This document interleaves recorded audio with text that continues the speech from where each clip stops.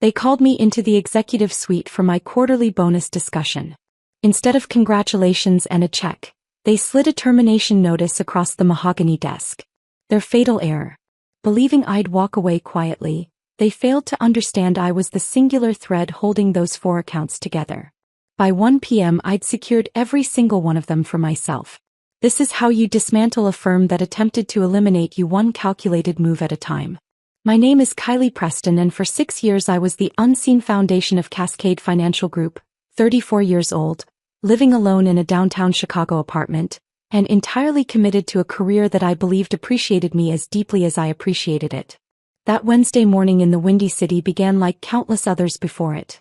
Iced latte from the corner cafe, congested traffic on Lakeshore Drive, and an email flagged as urgent glowing on my screen.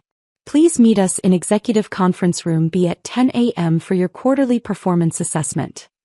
I felt genuine excitement reading those words. Just last month I'd closed the Hartwell Corporation deal, a $28 million account that industry veterans insisted was impossible to land. I convinced myself this bonus would finally reflect my contributions. Perhaps enough for that Lakeview condo I'd been eyeing in Lincoln Park. If you're new here and enjoying these powerful stories, make sure to hit that subscribe button and stay tuned for more. Let me know in the comments what part of today's story touched you most. The elevator ascent to the 19th floor carried an unusual energy that morning. Derek, my immediate supervisor, deliberately avoided my gaze when we crossed paths near the copy room. Amanda from Human Resources gripped a leather portfolio like it contained classified documents, but I dismissed these signals. Performance evaluations made everyone nervous, including upper management. Executive Conference Room B featured panoramic views of Lake Michigan, typically reserved for VIP client presentations and major company announcements.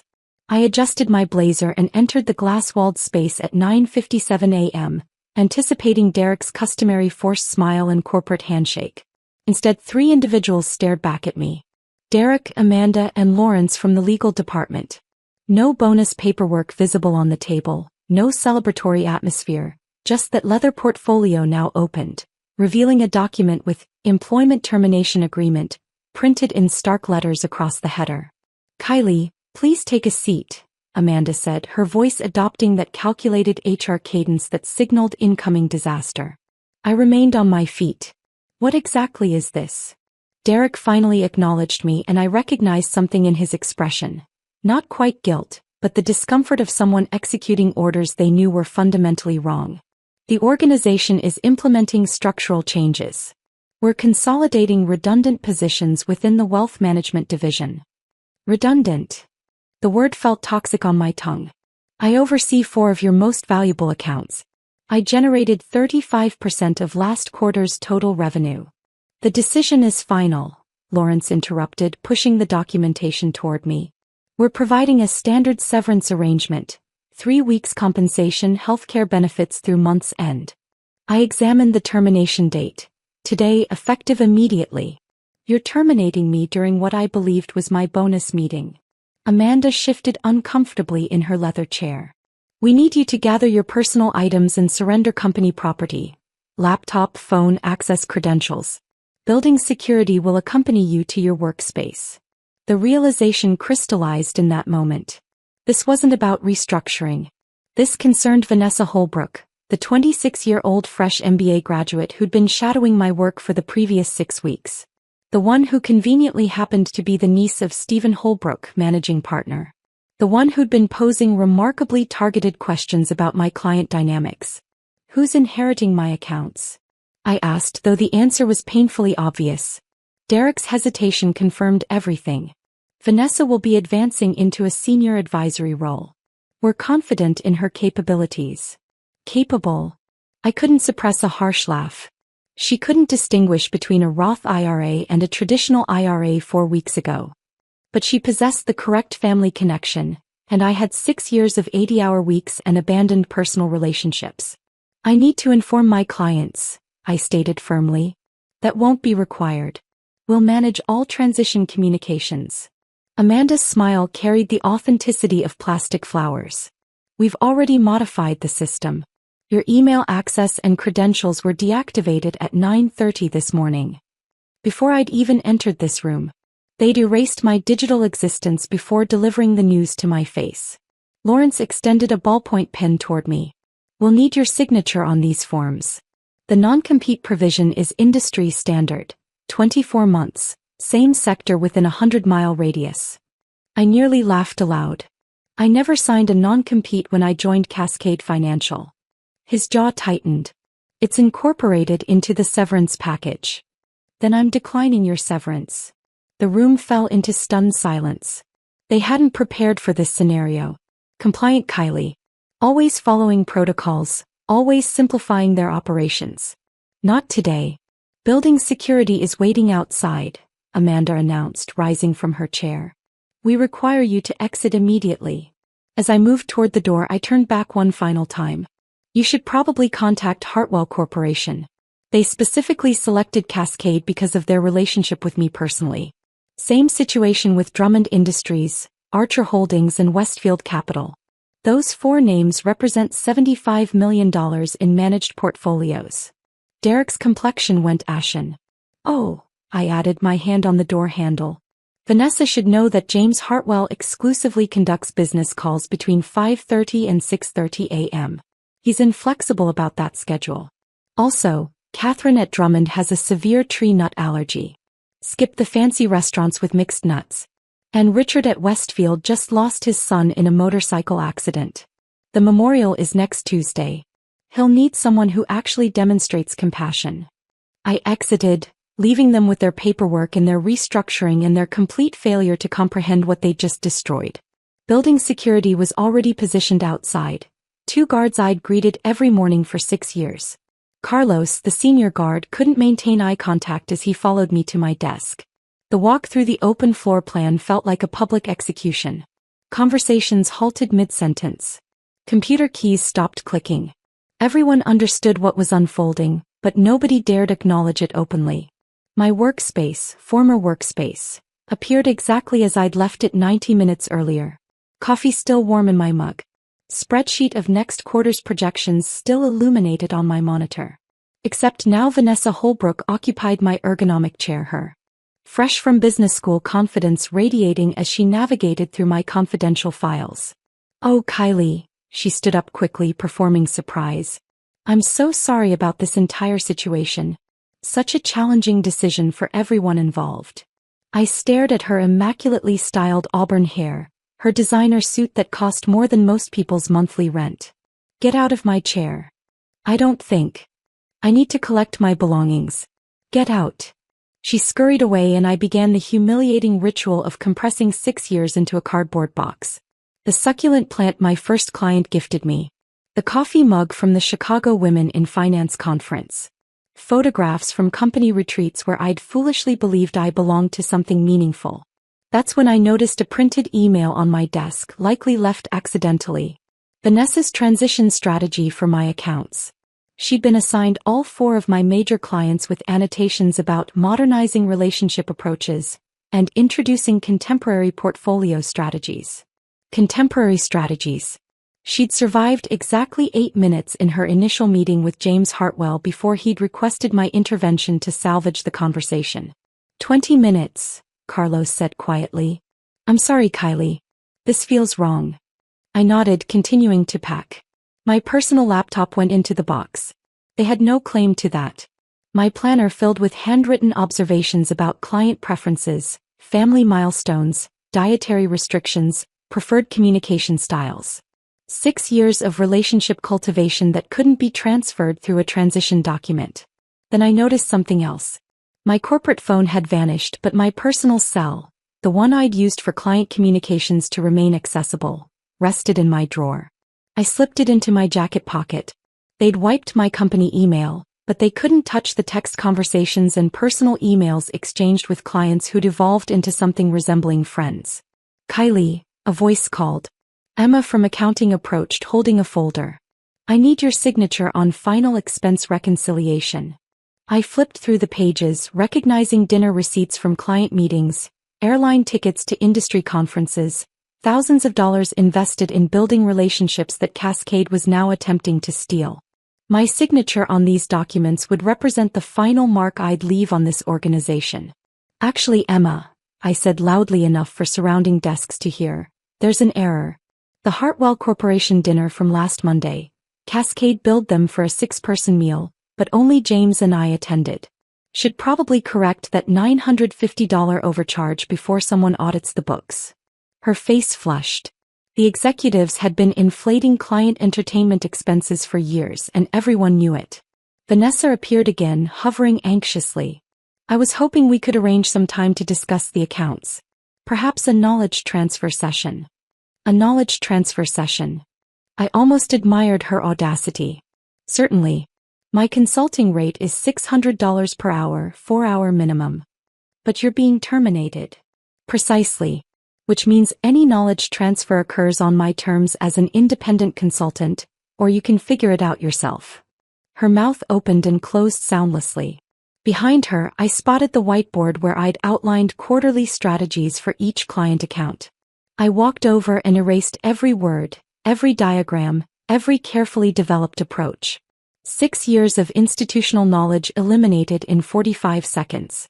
You can't do that, Vanessa protested. Do what? Erase a whiteboard. I turned to face the office floor. More than half the division was observing now. That's my intellectual property. My strategies. My insights. Not Cascade's. Back at my desk, I completed packing. The box weighed less than 6 years should. As Carlos escorted me toward the elevator, I passed the break room where a cake sat on the counter. Welcome aboard, Vanessa. In purple frosting. They'd planned this celebration, purchased a cake, commemorated my replacement before they'd even terminated me. At the elevator, I surrendered my access badge to Carlos. Take care of yourself, I told him. Kylie, he said quietly, I overheard them talking earlier. They believe those clients will remain because of the Cascade brand. They don't understand. They don't understand that relationships aren't transferable assets, I finished. The elevator doors opened and I stepped inside with my inadequate box of 6 years. As they closed, I saw Derek rushing toward Vanessa's desk, my former desk, his expression tight with panic. Hartwell Corporation had probably already called. In the lobby, I placed the box on a bench and retrieved my personal phone.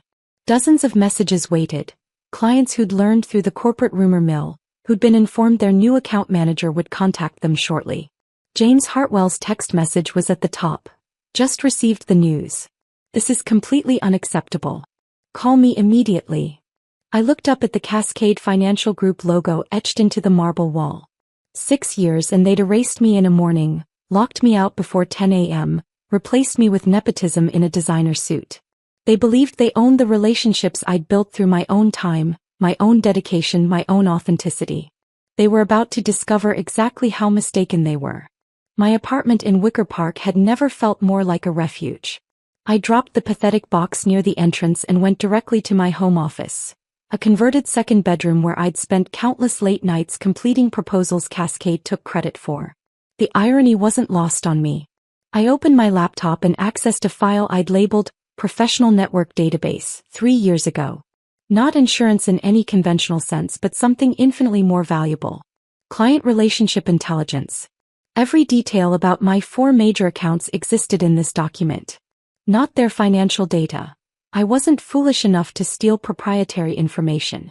This was personal intelligence, the type you couldn't find in any customer relationship management system. James Hartwell, early riser, exclusively handles business before 7 a.m. Lost his younger brother in a construction accident 5 years ago. Never schedules meetings on the anniversary date. Drinks black coffee exclusively. Despises PowerPoint presentations but appreciates hand-sketched diagrams. Tests new financial advisors by asking about municipal bond structures. If you can't explain tax-equivalent yields in under 90 seconds, you're dismissed. Catherine Drummond. Severe tree nut allergy, gluten-sensitive, and absolutely uncompromising about both. Trains for marathons, makes major financial decisions during her post-run recovery periods. Catch her between miles 30 and 35, and she'll approve almost anything reasonable. Her executive assistant Lauren filters everything. Remember Lauren's daughter's dance recitals and you're golden. Richard Westfield, grieving father 3 months removed from losing his son. The motorcycle boots still sit by his office door. Never schedule breakfast meetings. Mornings are still too difficult. His twin daughters just graduated from Northwestern. Mention anything about young adult financial planning and you have his full attention. Responds to text messages exclusively between 9 p.m. and 11 p.m. while watching late-night sports coverage. Archer Holdings executive team. 3 partners who fundamentally disagree on everything but maintain a professional facade. Never place them in the same conference room without a neutral moderator. Email communications must go to all 3 simultaneously or they'll suspect collusion. They exclusively trust advisors who remember their individual beverage preferences. And yes, they test you every single time. I studied each entry, recalling the hours invested learning these details. Not through corporate training or client databases, but through genuine conversations, careful observation, and actually caring about them as human beings, not just account numbers. My phone vibrated constantly. I'd disabled notifications from news applications and social media months ago, so every buzz meant something real. James Hartwell had called 5 times. Catherine Drummond left a voicemail. Even the Archer Holdings partners had managed to send a coordinated text message. What the hell is happening at Cascade? But I wasn't ready to respond yet. First, I needed to document everything while the details remained fresh. I opened a new document and began typing. Professional relationships established prior to Cascade financial employment. A chronological record. Because here's what Cascade's legal team had overlooked in their rush to terminate me. I'd known Richard Westfield before I ever joined their organization.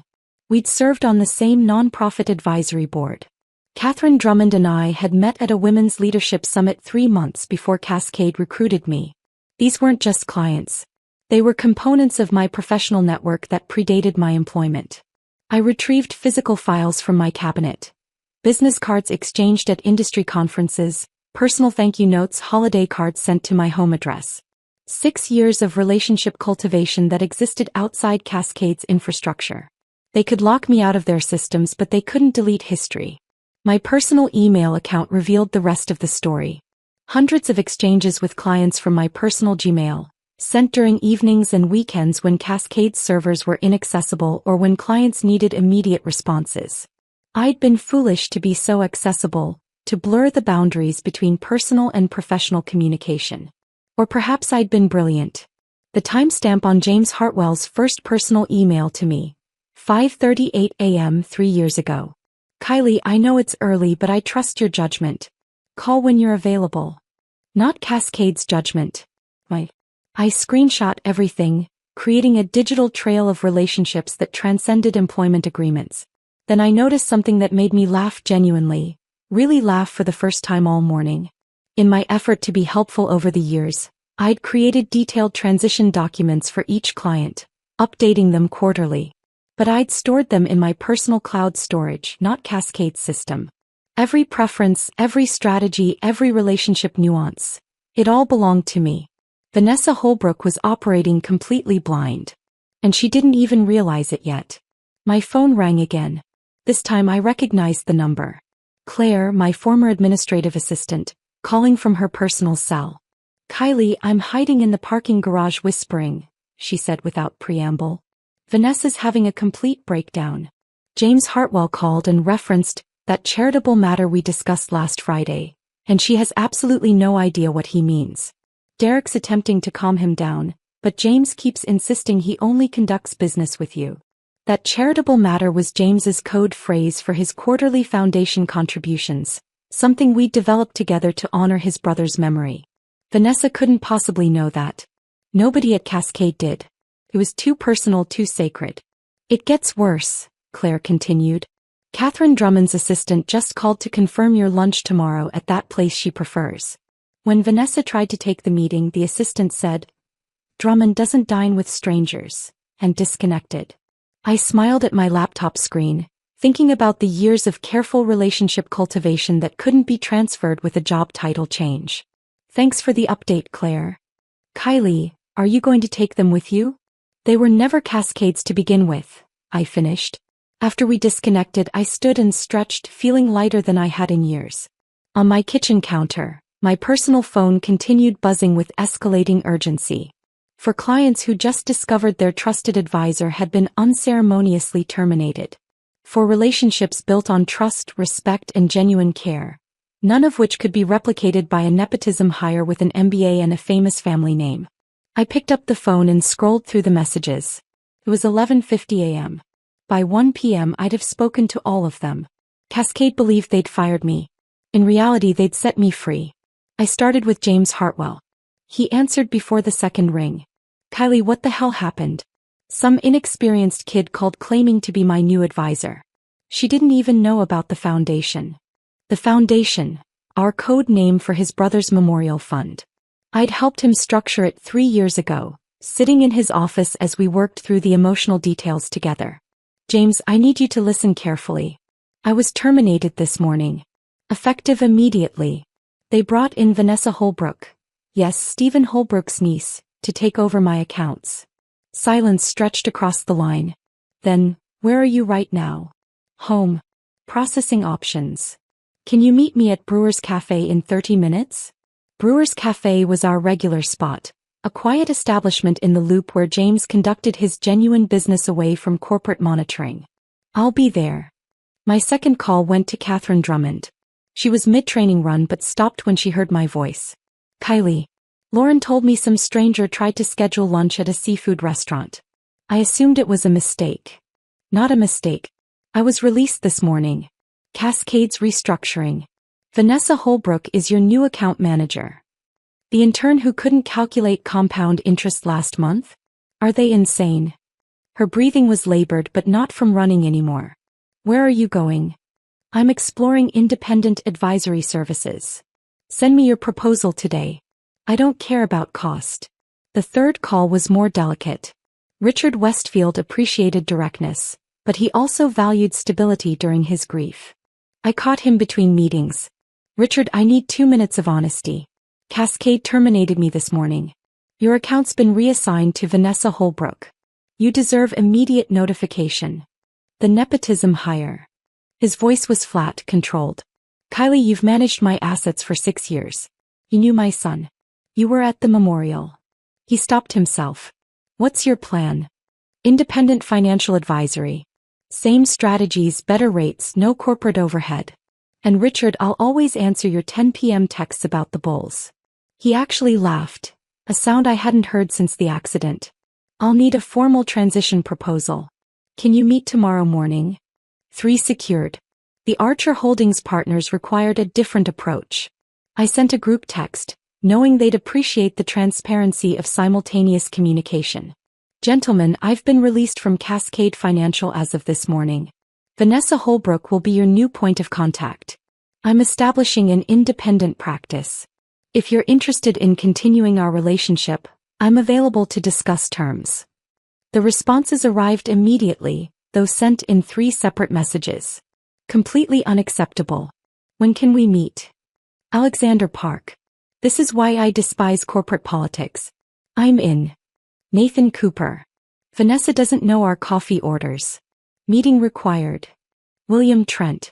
By 12:45 p.m., I was sitting across from James Hartwell at Brewer's Cafe. He looked older than his 60 years, the way he always did when discussing matters of genuine importance. I've been with Cascade for 9 years, he said, stirring his black coffee. Know why I stayed? Not their platform, not their reputation. You understood what the money represented, who it honored. James, my attorney can have us out of that contract by close of business today. I'm assuming you're going independent. I nodded. Preston Wealth Advisory. Filing the LLC paperwork this afternoon. Good. I want to be your inaugural client. He pulled out his phone. What's your fee structure? I haven't. Whatever Cascade was collecting, I'll pay you directly. Eliminate the middleman. They were taking what, 65%? Closer to 70%, but I didn't correct him. This is happening rapidly. Kylie, you spent 4 hours with me on the anniversary. Didn't bill a single minute.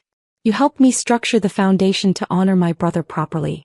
You think Vanessa Holbrook cares about any of that? My phone buzzed. Catherine Drummond had sent a text. Contract with Cascade terminated. Waiting for your proposal. James saw my expression.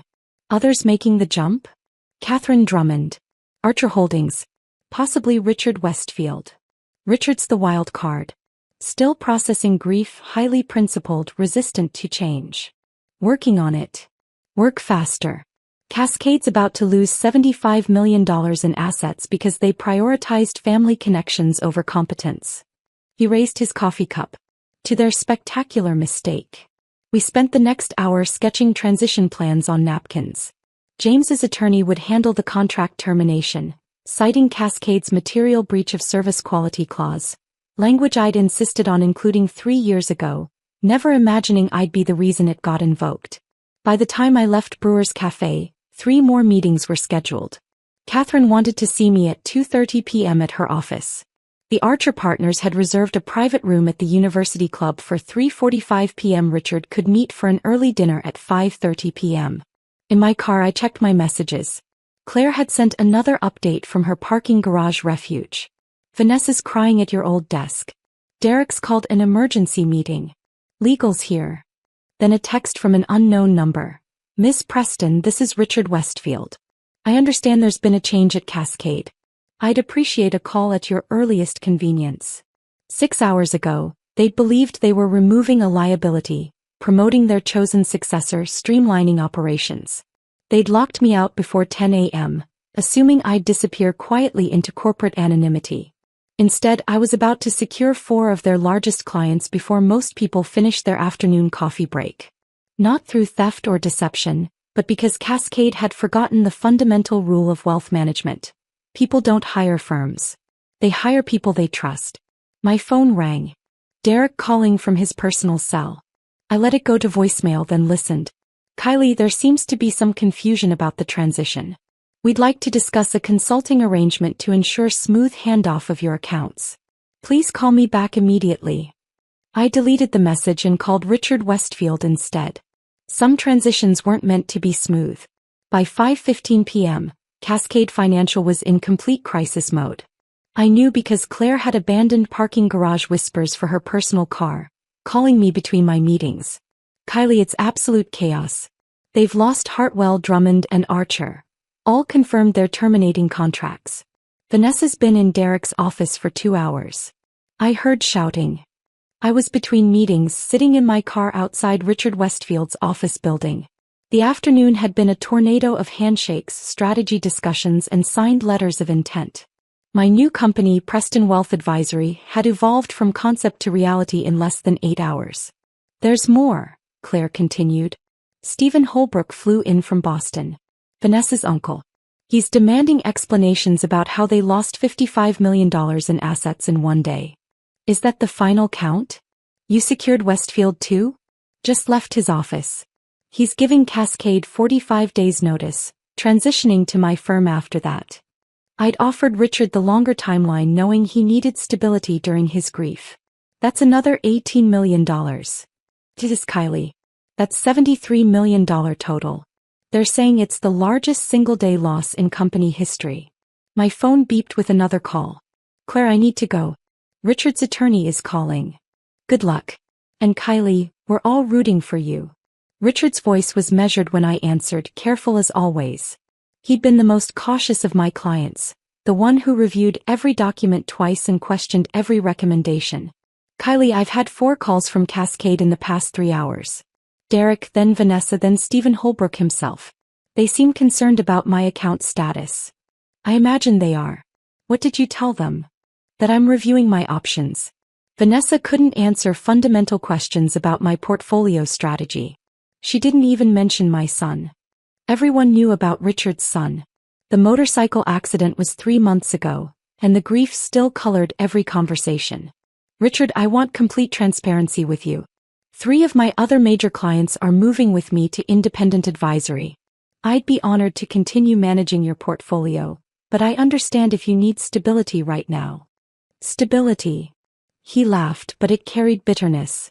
Cascade fired the only person who understood why I can't invest in motorcycle manufacturing stocks. Who knew to schedule meetings after lunch because mornings are still difficult. You think that's stability? What do you need from me? A meeting tomorrow at 10 a.m. And Kylie, bring a contract. After we disconnected, I sat in my car, overwhelmed by the velocity of change. This morning I'd been a terminated employee with a cardboard box. Now I had 4 clients worth nearly $75 million in assets, all choosing to follow me rather than stay with an established firm. My phone buzzed with an email from an address I didn't recognize. The subject line made me smile. Cease and desist. Urgent response required. Cascade's legal team had been busy. The letter overflowed with threatening language about non-compete violations, theft of proprietary information, and intentional interference with business relationships. They demanded I cease all contact with Cascade clients immediately. I forwarded it to my attorney, Rachel Young, who I'd retained 4 hours ago with my signing bonus from James Hartwell. Her response arrived quickly. They're desperate. You never signed a non-compete. The client relationships predate employment. They have no case. Want me to respond? Please do, I typed back.